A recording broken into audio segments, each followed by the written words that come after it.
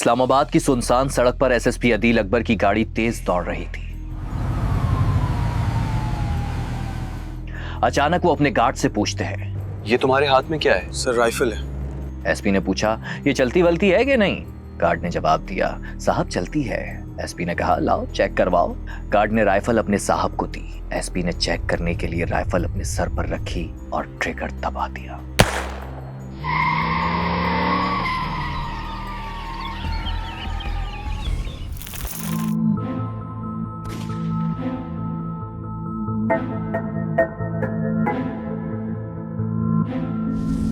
ये कहानी है पाकिस्तान के एक ऐसे पुलिस ऑफिसर की जो एक लम्हे में बहुत खुश था, मगर अगले ही लम्हे उसने खुद की जान ले ली। वो खुश इसलिए था क्योंकि उसे फुल ब्राइट स्कॉलरशिप मिल गई थी और अब उसे यूरोप की हाई प्रोफाइल यूनिवर्सिटी में तालीम हासिल करने के लिए जाना था।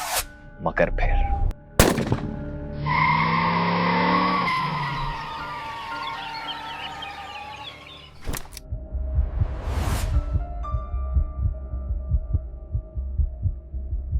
खुद को गोली मारने से चंद लम्हे पहले उसे कुछ ऑफिसर्स की कॉल भी आई थी, मगर क्या उनमें कोई ऐसी बात हुई थी कि उसके बाद अदील अकबर ने खुद को गोली मार ली?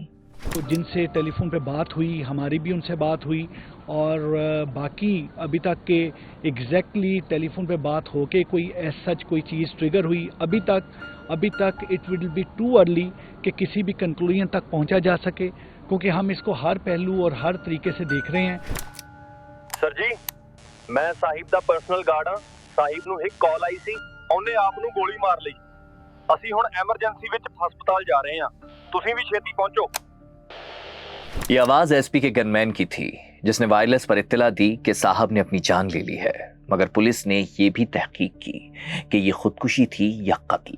मुअम्मा समझने के लिए हमें उस वक्त में जाना होगा जब अदील अकबर अपनी जिंदगी में कुछ पाने के लिए सरतोड़ मेहनत कर रहे थे। कहानी कुछ यूं है कि अदील अकबर सीएसएस के पहले इम्तिहान में ज्यादा नंबर नहीं ले सके थे, मगर वो हार मानने वालों में से नहीं थे। वर्दी पहनना उनका ख्वाब था और उसे पूरा करने के लिए उन्होंने 2018 में एक बार फिर सीएसएस का इम्तिहान दिया और इस बार वो पास नहीं हुए बल्कि टॉप कर गए। अब वो पुलिस ऑफिसर अदील अकबर बन गए थे, जिस पर उनके गांव वाले भी बहुत खुश थे।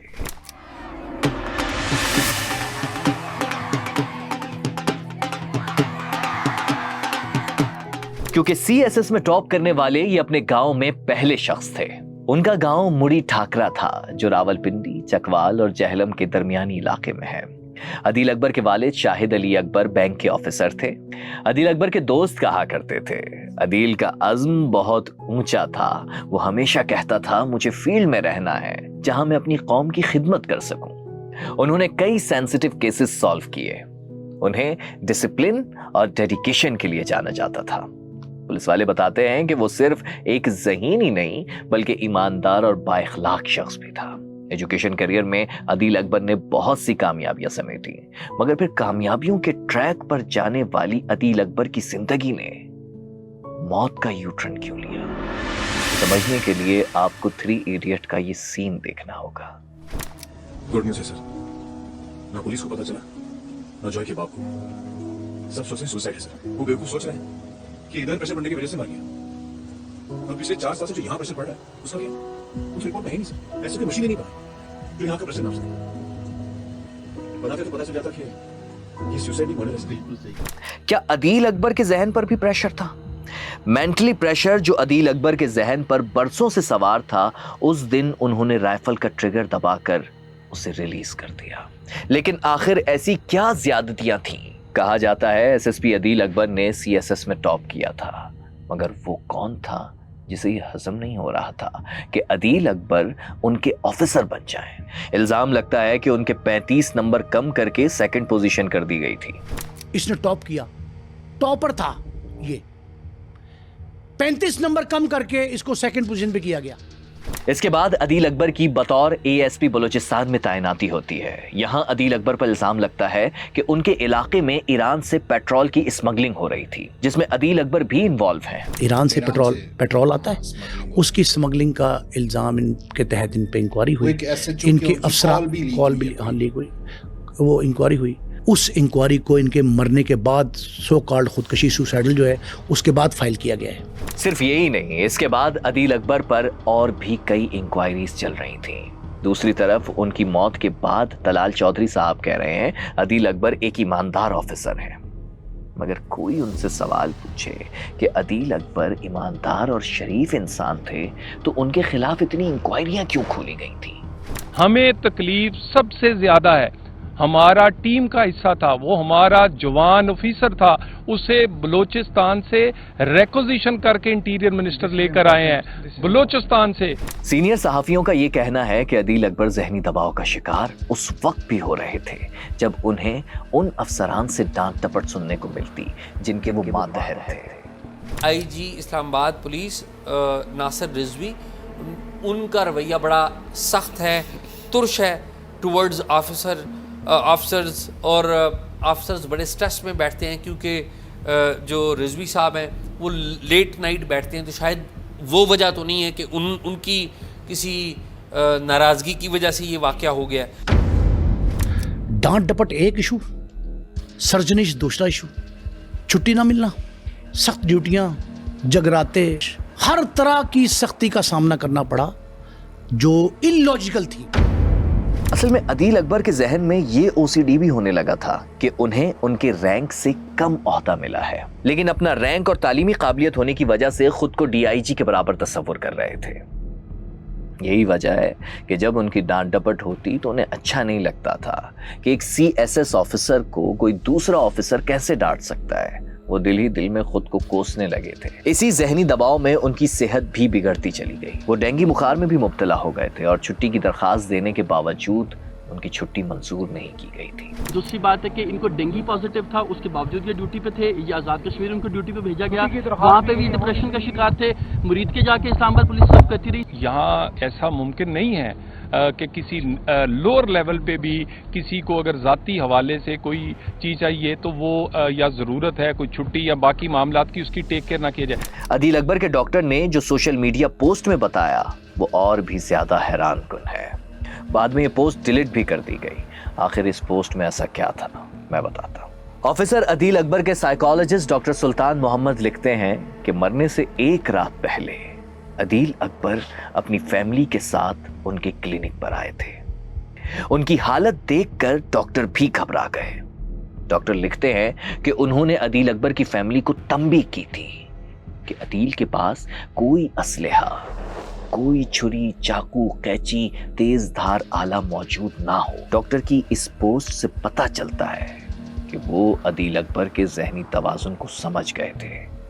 डॉक्टर ने अदील अकबर को यह भी मशवरा दिया था कि वो फौरी तौर पर पिम्स अस्पताल में एडमिट हो जाएं।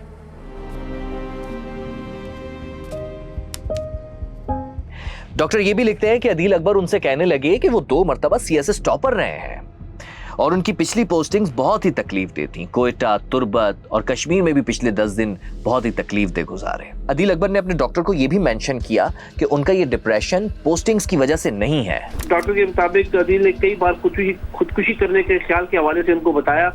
आपकी मेंटली हेल्थ बहुत वीक है, आपको बेड रेस्ट की जरूरत है, फौरी तौर पर हॉस्पिटल एडमिट हो जाएं। नहीं डॉक्टर, इसकी जरूरत नहीं, वैसे भी डिपार्टमेंट ने मेरी छुट्टी मंजूर नहीं की, मैं अपने आप को संभाल लूंगा। मगर जैसे कि मैंने बताया कि हैरान कुन तौर पर उनके डॉक्टर ने कुछ ही टाइम बाद ये पोस्ट डिलीट कर दी।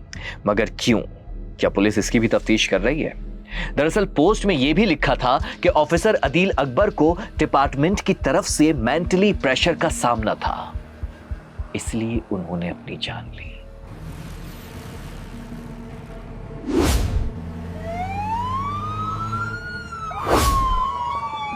हाँ, ये डॉक्टर की तरफ से एक इल्जाम था, लेकिन पुलिस ने कितनी तहकीकात की अभी पता चल जाएगा। ऑफिसर अदील अकबर का सफर बचपन से जवानी और फिर पुलिस सर्विस तक आसान नहीं था। वो पुलिस सर्विस ऑफ पाकिस्तान के 46वें कॉमन से ताल्लुक रखते थे। कुछ सहाफी ये भी कहते हैं कि ऑफिसर अदील अकबर की जहनी हालत खराब होने के बावजूद उनसे जबरदस्ती वीआईपीज़ प्रोटोकॉल और सिक्योरिटी की लंबी चौड़ी ड्यूटियां करवाई जाती थी।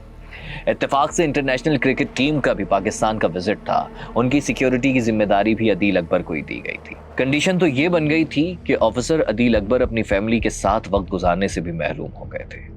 मगर यहां मेरे जहन में एक सवाल आ रहा है कि पुलिस, फौज, रेंजर्स, मीडिया और कई ऐसे डिपार्टमेंट हैं जिनमें इसी तरह की ड्यूटीज होती हैं, सब इस हद तक तो नहीं जाते। अदील अकबर पर आखिर ऐसा क्या प्रेशर था? अब इस्लामाबाद में ज्यादतियों के, जुल्म के, प्रेशर के, मायूसियों के पहाड़ गिरे इन पे। अदील अकबर के केस में पुलिस और इस जैसे इदारों के लिए सबक है कि अफसरान की मेंटल कंडीशन को जरूर चेक करवाएं। साइकियाट्रिस्ट और थेरेपिस्ट के हर माह विजिट हो, जो फर्दन फर्दन अफसरान और एहलकारों के साथ सेशन करें, क्योंकि वर्दी किसी भी रंग की हो, कुर्सी में कितना भी पावर हो, प्रेशर तो बनता है। जरूरत यह जानने की है कि प्रेशर को हैंडल कैसे किया जाए। और अगर बात आपकी अब भी समझ नहीं आई है तो अगली स्टोरी जरूर देखिएगा। आईपी ऑफिसर पूरन कुमार ने अपनी जान क्यों और कैसे ली।